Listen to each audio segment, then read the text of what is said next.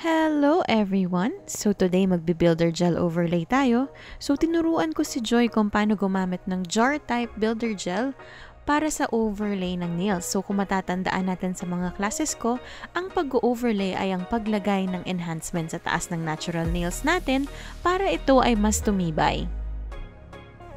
Importante na meron tayong overlay service dahil katulad ng lagi kong sinasabi, iba-iba ang types ng skin ng clients natin. Merong mas kinakapitan ng gels, meron din naman mas kinakapitan ng acrylic.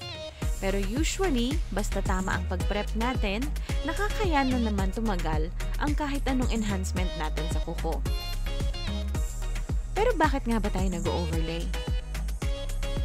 Nag-overlay tayo para sa mga clients natin na number 1, manipis masyado ang kuko. Pag masyadong manipis ang kuko, minsan hindi ganun ka-flexible ang mga gels natin at ito yung nagiging sanhi ng pag-crack ng gels. Number 2, kung manipis na manipis ang kuko ni client at meron kayong flexible na product, makakatulong ito para mas mapahaba pa ng client natin ang mga kuko nila. Magiging protection siya para hindi ito madaling maputol or mabalik. Number 3, ang paglagay ng thick gel ay nakakatulong din na mas tumagal ang mga gel polishes natin sa kuko. So if may mga clients kayo na madaling matanggalan ng mga enhancement, pwede nyo siyang i-reinforce ng builder gel.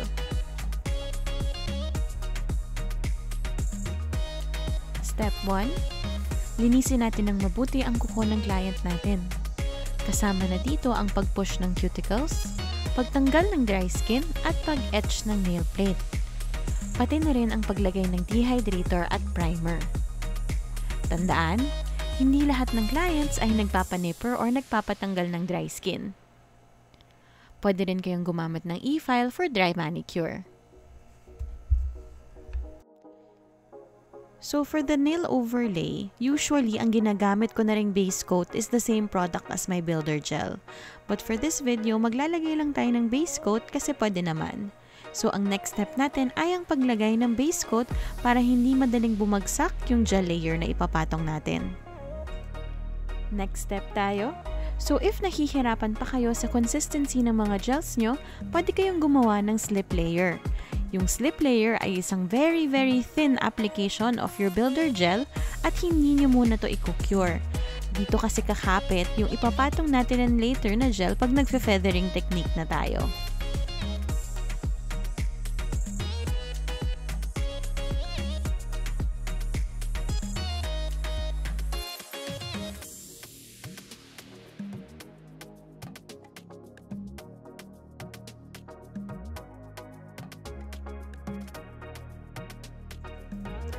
Habang basa pa yung thin layer na nilagay natin, magpapatong tayo ng bead at magfe-feathering technique tayo.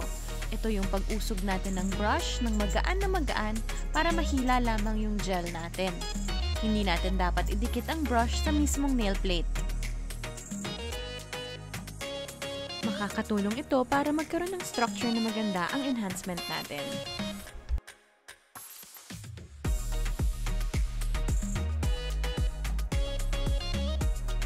Ang last step natin ay ang pag-cure ng 1 minute ng builder gel ng Slay. So 1 minute lang ang curing time nito.